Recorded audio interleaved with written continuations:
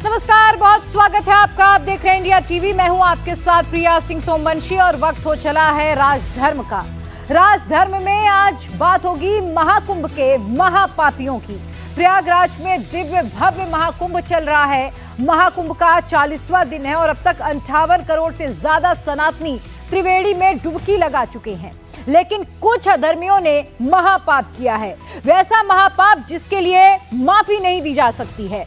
महापाप करने वाले कोई और नहीं है बल्कि अपने देश के ही लोग हैं, जो महाकुंभ में नहाती मां बहनों और बेटियों का वीडियो बना रहे हैं, उनके कपड़े चेंज करने की तस्वीरें स्पाई कैम में कैद कर रहे हैं और फिर डार्क वेब पर जाकर बेच रहे हैं।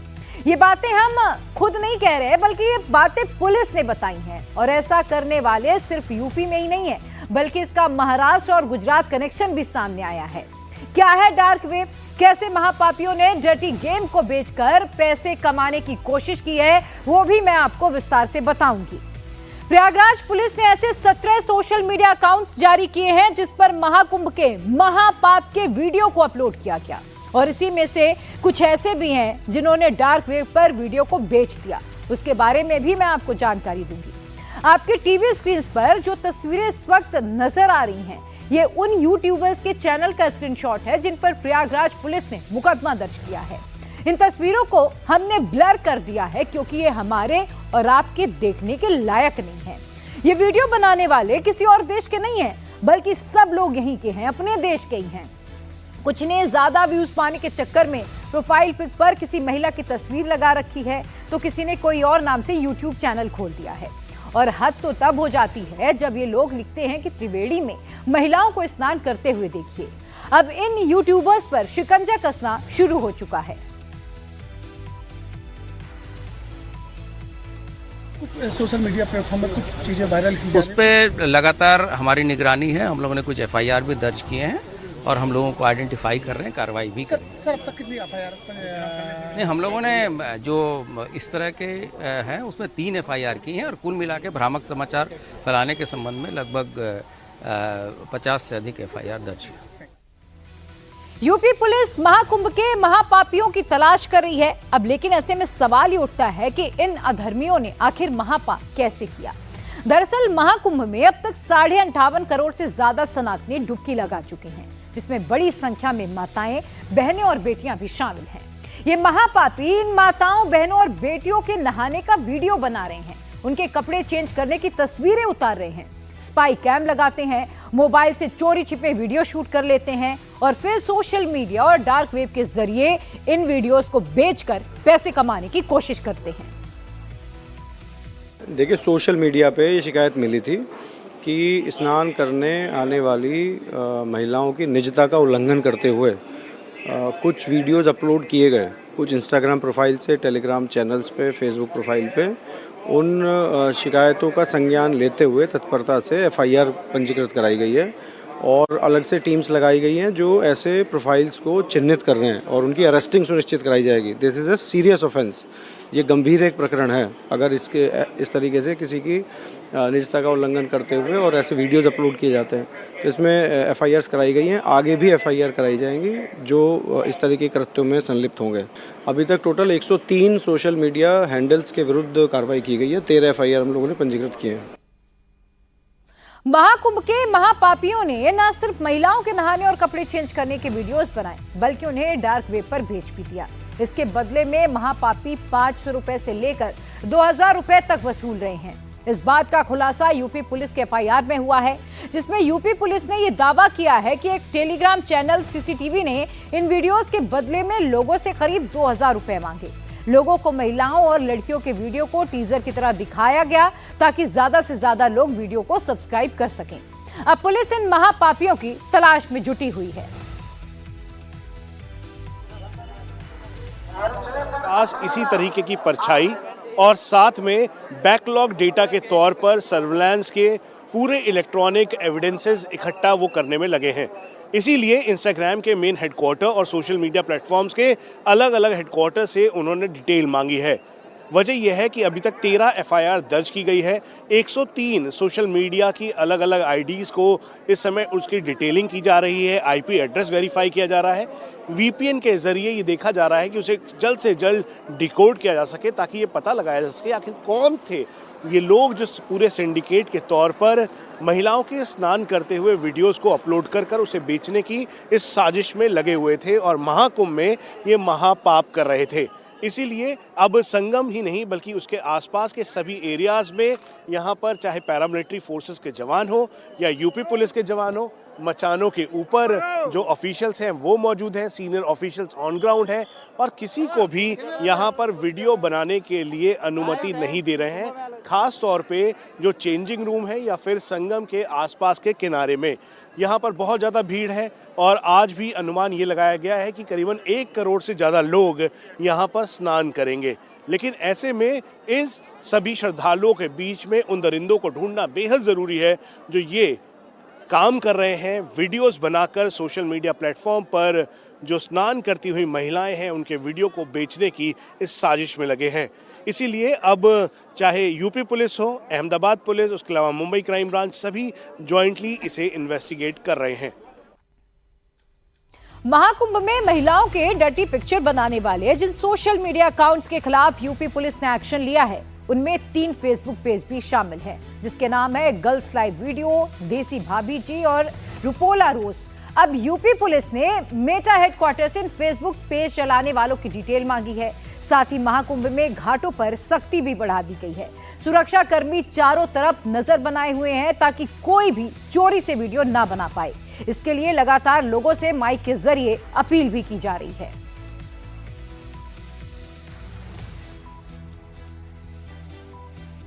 के घाट पर इन्वेस्टिगेशन जारी है।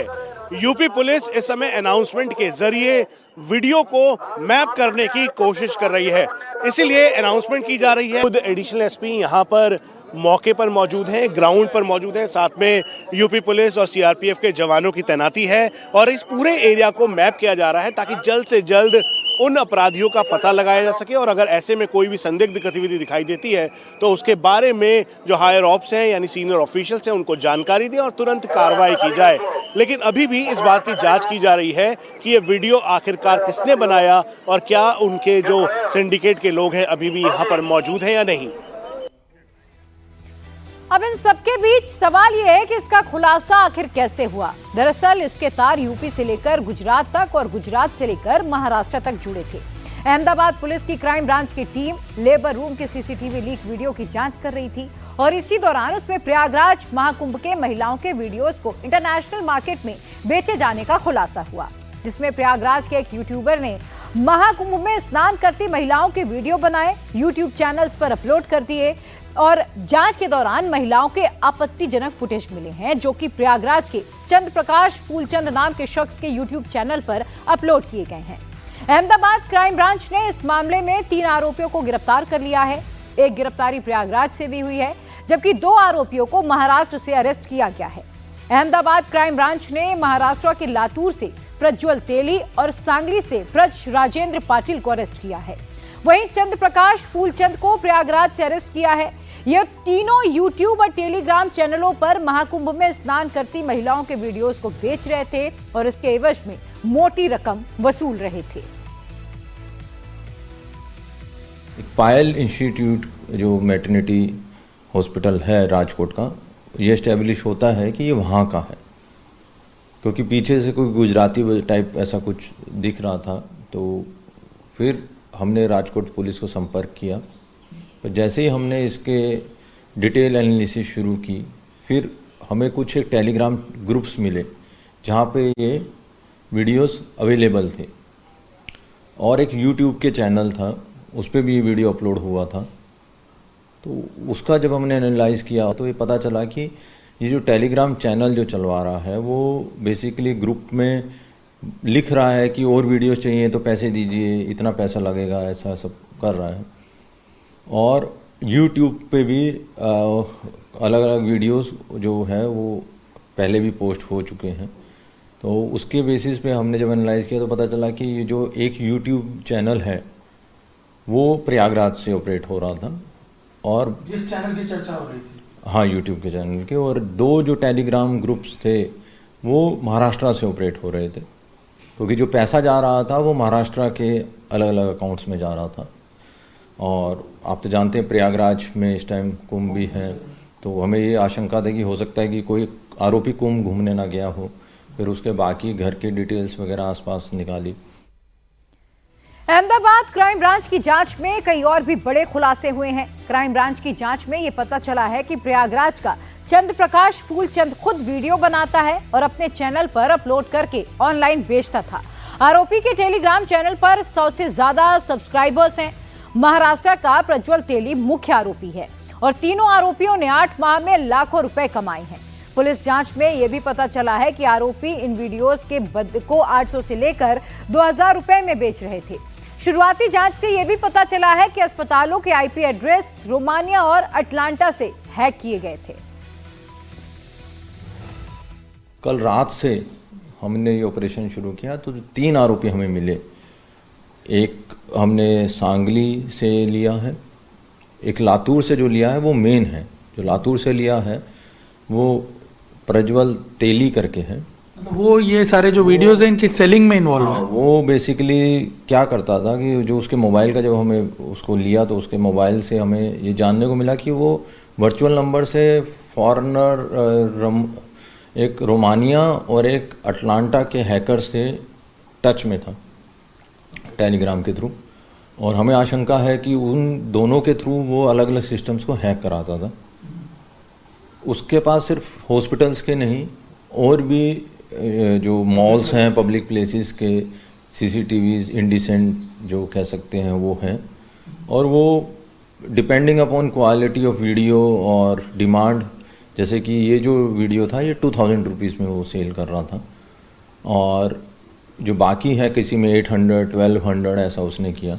और यहाँ पे हमारे कुछ सॉफ्टवेयर लैब्स हैं जिसमें हम ये इन सबको एनालाइज करेंगे तो पता चलेगा कि ये फ़ौरन में कैसे पैसा जो हैकर्स को देता था। एक तो वो इशू है।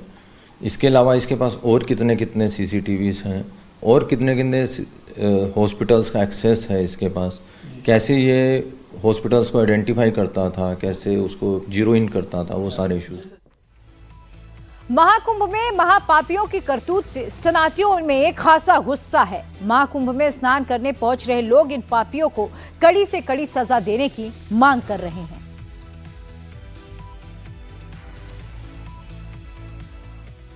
जब आपको ये दिखता है कि ऐसे लोग जो सोशल मीडिया प्लेटफॉर्म पे वीडियोस अपलोड कर रहे हैं स्नान करते हुए महिलाओं की, ये कितना बड़ा जुर्म है और यहाँ पर भी इस बात का एहतियात बरतना बहुत जरूरी है। देखिए जुर्म तो ये बहुत बड़ा है और ख़ास तौर से इस जगह पे जहाँ पे संगम नगरी है, लोग यहाँ पे श्रद्धा आते हैं, नहान करते हैं। इतना मतलब औरतों को, लड़कियों को भी ये होता है ना कि हमें भरोसा है, हम अपने भाइयों के बीच में हैं, मतलब सनातनी भाई हैं, यहाँ पे हम उनके बीच में खड़े हुए हैं। और यहाँ पे अगर कोई लड़का या कोई आदमी ऐसी हरकत कर रहा है तो ये बहुत गलत है। और प्रशासन की तरफ से भी, वैसे तो मैंने ये चीज़ देखी है, ये न्यूज़ भी देखी हुई है कि कड़ी वो हो रही है, कार्रवाई चल रही है, पर थोड़ा सा अगर वो लोग और देख लेते हैं तो ज़्यादा बेटर है, क्योंकि सेफ्टी सबसे ज़रूरी है। लोग ऐसे महिलाओं के वीडियो बना रहे हैं और उसे बेच रहे हैं सोशल मीडिया पर, उनके खिलाफ कार्रवाई होनी चाहिए लगता है आपको? हाँ, जरूर होनी चाहिए, जरूर होनी चाहिए। और ऐसा वीडियो कृपया करके अभी आपके माध्यम से मैं अपील करता हूँ कि कोई अपलोड न करे सोशल मीडिया पर, और स्त्री का जो सम्मान है उसको बनाए रखे। और कहीं से भी शोभनीय बात नहीं है। यहाँ पे कई ऐसे लोग हैं जो स्नान करते हुए महिलाओं के वीडियो सोशल मीडिया पे अपलोड कर रहे हैं, उसे बेच रहे हैं। आपको लगता है ऐसे लोगों के खिलाफ सख्त कार्रवाई होनी चाहिए जो कि आस्था के इस पर्व में खिलवाड़ कर रहे हैं? जी हाँ, बिल्कुल होनी चाहिए। ये आस्था के नाम पर खिलवाड़ हो रहा है। मैम, आपकी क्या राय है, क्या कहना चाहेंगे आप? बिल्कुल उनकी राय से हम सहमत हैं। ये बहुत ज़्यादा गलत हो रहा है। ये आस्था और धर्म की स्थल, ये महाकुंभ चल रहा है, इसमें ये सब करना कुछ गलत लोगों के कारण ये बहुत गलत बात है। उसमें कुछ कार्रवाई होनी चाहिए उन पे। मैम, क्या कहना चाहेंगे आप? नहीं, ये गलत बात है। ये वीडियो बनाकर बेचना ये बहुत गलत बात है। लेडीज को, लड़कियों को वीडियो बना रहे हैं, जो बना रहे हैं तो बहुत गलत कर रहा है। ऐसा काम नहीं करने। ये आस्था का पर्व है तो लोग को नहाना चाहिए, नहा रहे हैं तो नहाने देना चाहिए। ये सब वीडियो बनाए तो बहुत गलत बात है। आपको लगता है पुलिस को जल्द से जल्द ऐसे लोगों हाँ, जी हाँ, इस पर पुलिस को अपना सख्त कदम कुछ उठाना चाहिए, ये कार्रवाई करनी चाहिए पुलिस। इस मेले को, ये मेला एक बहुत पवित्र और आस्था का मेला है, इसलिए इस मेले को बदनाम जो लोग कर रहे हैं उन लोगों को तो यहाँ आना ही नहीं चाहिए। आपका क्या नाम है? अब मेरा अतुल सिंह नाम है। इतनी जो पब्लिक आ रही है यहाँ पे सब आस्था के लिए आ रही है, सबका अपना स्नेह है, जिस हिसाब से लोग आ रहे हैं सब अपने दर्शन के लिए अपने स्नान के लिए आ रहे हैं और एक आस्था भाव के साथ आ रहे हैं। तो सबकी मन की श्रद्धा पूर्ण होनी चाहिए और भोले बाबा सबके मंगलमय करे, सबका अच्छा। जो ऐसे लोग वीडियो बनाकर बेच रहे हैं सर वो अपना कुछ नहीं, वो अपना काम धाम तो कुछ है नहीं, अपना बना के ओवर एक्टिंग करके पब्लिसिटी दिखा रहे हैं और कुछ नहीं करने। जिन पे काम होता है ना वो ऐसी चीज करेंगे ही नहीं। आपका क्या नाम है? दिनकर गुप्ता। क्या लगता है आपको ऐसे लोगों के खिलाफ क्या कार्रवाई? मैं तो कड़ी से कड़ी सजा चाहता हूँ, कड़ी से कड़ी जो सबसे बड़ी सजा हो ऐसे लोगों को वो मिलनी चाहिए। सबसे पहले दंडक कार्रवाई होनी चाहिए एकदम, देखते ही तुरंत, कोई भी हो चाहे इसमें। वीकेंड होने की वजह से महाकुंभ में स्नान के लिए आज लोगों की भारी भीड़ है और आज संगम में 1 करोड़ से ज्यादा लोगों के डुबकी लगाने की उम्मीद है। ऐसे में लोगों से वीडियो बनाने वालों से अलर्ट रहने के लिए लगातार अपील भी की जा रही है। सभी श्रद्धालु से हाथ जोड़कर रिक्वेस्ट है, घाट पर जाकर कोई भी वीडियो ना बनाए। किसी भी बहन बेटियों की कोई वीडियो नहीं बनाएगा। घाट पर वीडियो बनाना सख्त मना कर दिया गया है। कोई भी वीडियो ना बनाए, सभी से हाथ जोड़कर रिक्वेस्ट है, घाट पर जाकर कोई फोटोग्राफी वीडियो ना करे। श्रद्धालुओं को बार बार बताया जा रहा है कि स्नान करते समय आप किसी की वीडियो शूट नहीं करोगे, ये प्रतिबंधित है। आपको बार बार बताया जा रहा है, घाट पर आप जा रहे हैं, किसी की वीडियो नहीं बनाएंगे। नहाते समय अगर कोई स्नान करे उसकी वीडियो फोटोग्राफी नहीं करेंगे। आप लोग चलते रहे, रास्ते में नहीं रुके भैया। कोई भी स्नान करते समय कोई वीडियो शूट नहीं करेगा। अगर किसी के बच्चे बहन बेटियां स्नान करे कोई वीडियो शूट नहीं करेगा। आपको बार बार बताया जा रहा है, इस चीज का खास ध्यान रखिएगा। धन्यवाद। हम इस समय संगम के त्रिवेणी घाट पर हैं। एक बार फिर से वीकेंड की तरफ जा रहा है और शिवरात्रि यानी 26 तारीख से पहले अब लोगों का एक बार फिर से यहाँ पर संख्या बढ़ती जा रही है। आज भी अनुमान लगाया गया है कि करीबन 1 करोड़ के लगभग लोग यहाँ त्रिवेणी घाट पर स्नान करेंगे। इसीलिए तैयारी आप देखें तो चारों तरफ जो सीआरपीएफ के जवान हैं, पैरामिलिट्री फोर्सेस के जवान हैं, उनकी तैनाती है। उसके अलावा आसपास के सभी इलाकों में यहाँ पर जो लोग हैं उनको कंसर्न रहने के लिए कहा गया है कि अगर कोई वीडियो बनाता है तो इस बात का ध्यान रखें। क्या नाम है आपका? कहाँ से आ रहे हैं आप? मैं प्रकाश चौधरी पुणे से आ रहा हूँ। अब ये बता दी कितनी खुशी है संगम में स्नान करने? बहुत ज्यादा खुशी है, बहुत खुशी है, बहुत। जय श्री राम, जय श्री राम। योगी, अरे जिंदाबाद योगी सरकार। ये वो लोग हैं जो कि इस समय स्नान करने के लिए यहाँ पर आ रहे हैं और चारों तरफ जो लोगों की भीड़ है वो दिखाई दे रही है। उसके साथ साथ ये संख्या और बढ़ने की आज उम्मीद है क्योंकि वीकेंड की तरफ यानी शुक्रवार शनिवार इतवार की तरफ ये जा रहा है। पिछली बार ये करीबन 1.5 करोड़ से ज़्यादा हो गया था जो पिछला शनिवार बीता है। इसीलिए इन सभी बातों को देखते हुए एहतियात बरतने के लिए कहा गया है। खासतौर पे जो महिलाएं और जो बच्चे स्नान कर रहे हैं उनके लिए कहा गया है कि वो एहतियात बरतेंगी। कोई अगर वीडियो बना रहा है उनका आसपास तो इसकी जानकारी जल्द से जल्द उनको दे। उसके अलावा यहाँ पर पुलिस और साथ में पैरामिलिट्री फोर्सेस के जवानों को तैनात किया गया है। चारों तरफ इस समय भीड़ है और यहाँ पर आस्था की डुबकी लगाने के लिए लोग यहाँ पर पहुँच रहे हैं। महिलाओं के वीडियो सोशल मीडिया पर लीक होने पर पुलिस भी अलर्ट है। सुरक्षा कर्मी और पुलिस के जवान घाटों पर घूम कर लोगों को मोबाइल वीडियो शूट करने से मना कर रहे हैं। कितना बड़ा कंसर्न है ये वीडियो का ऐसे इवॉल्व होके सोशल मीडिया साइट पर आना। आप कैसे लोगों को यहाँ पर हिदायत दे रहे हैं और देख रहे हैं? हम बराबर बोलते रहते हैं, हमारे जो फोर्स ड्यूटी पर लगी है घाट पर वो अनुरोध करती रहती है कि फोटो वीडियो ना बनाए। लोग अपने परिजनों का फोटो वीडियो बनाने के आड़ में यदि ऐसा गलत काम करते हैं तो वो गलत है। हम लोग अनुरोध करते रहते हैं कि घाट पर यदि स्नान कोई कर रहा है तो निजता का हनन है, उसका फोटो वीडियो बनाया जाना। तो लगातार हमारा फोर्स ये सेंसिटाइज करता रहता है, लोगों से अनुरोध करता रहता है कि आप फोटो वीडियो ना बनाएं। फोटो वीडियो बनाने से एक तो ज़्यादा देर खड़े रहते हैं, उनको निकलते नहीं है, भीड़ बढ़ती रहती है, इसलिए भी हम अनुरोध करते हैं। साथ ही यदि अपने परिजन का भी बना रहे हैं तो बैकग्राउंड में कोई और स्नान कर रहा हो सकता है, तो ऐसे में निजता का हनन होता है जो कि ठीक नहीं है। तो इसलिए हम लोगों को हटाते रहते हैं। ये वैधानिक पुलिस ने एफआईआर दर्ज की है उन सोशल मीडिया वेबसाइट के ऊपर जिन्होंने वीडियो अपलोड किए हैं और उसको सेल के लिए लगा दिया है। ऐसे में कोई अगर आपके पास यहाँ पर आ रहा है, अगर कोई शिकायत लेके आएगा, आप कैसे यहाँ के लोगों को बताना चाहते हैं कि कोई संदिग्ध व्यक्ति अगर उनके परिवार की महिलाओं का या बच्चों का वीडियो बना रहा है तो वो आपको तुरंत आके शिकायत करें? आप हमारे माध्यम से क्या कहना चाहेंगे? नहीं, हमारी टीमें लगी हुई हैं घाट पर, लगातार वो इस चीज़ पे दृष्टि रखती हैं कि कौन कहाँ क्या शूट कर रहा है। यदि कोई देर लगाता है तो उसको तत्काल हटाया जाता है। यदि उसके परिजन है तो वेरीफाई किया जाता है कि अपने परिजनों के साथ ही है या ऐसी अन्यत्र आके खड़ा हो गया। तो ऐसे में हम लोगों को सेंसिटाइज करते हैं, लोग भी ध्यान रखते हैं कि कोई इस तरह का कोई एंटी सोशल एलिमेंट ये हरकत ना कर सके। तो लगातार हमारा फोर्स मूवमेंट में रहता है। घाट पे आप जाएंगे देखेंगे कि लोग खड़े हुए हैं हमारी टीम के, वो ये अनुरोध करते रहते हैं कि घाट छोड़िए, स्नान करिए, घाट छोड़ते जाइए। तो ऐसे में यहाँ पर कोई इस तरह की घटना होने की संभावना नहीं है। साथ ही यदि ऐसी कोई सूचना मिलती है तो उसके खिलाफ हमारी जो वैधानिक कार्रवाई है वो बिल्कुल की जाएंगी। तो महिलाओं के वीडियो को सोशल मीडिया पर बेचे जाने को लेकर बवाल मचा हुआ है। उत्तर प्रदेश सरकार में मंत्री दिनेश प्रताप सिंह ने कहा कि ऐसा काम कोई सनातन को मानने वाला नहीं कर सकता। दिनेश प्रताप ने कहा कि मामले में जो भी दोषी होगी उसके खिलाफ कड़ा एक्शन लिया जाएगा। बड़ा मामला आया है महाकुंभ में नहाते हुए महिलाओं के वीडियोस बनाने का, उनके कपड़ा चेंज करते हुए वीडियोस बनाने का। पुलिस ने 13 एफआईआर दर्ज की हैं और इस मामले में सरकार किस तरीके से कार्रवाई कर रही है बता दें दर्शकों को। देखिए, महाकुंभ सनातन धर्मावलंबियों के लिए श्रद्धा का स्थान है, श्रद्धा का स्थल है और एक लंबा समय श्रद्धालुओं के स्नान का बीत गया। इस दौरान ऐसी कोई शिकायतें नहीं मिली।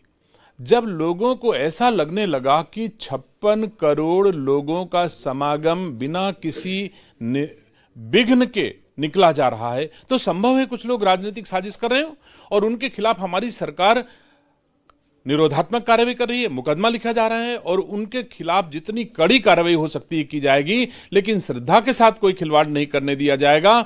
और ये अक्षम्य अपराध है। हम जिस धरती में जन्म लिए हैं वो मां के, स्त्री के स्वरूप को देवी मानता है, हम उनकी पूजा करते हैं।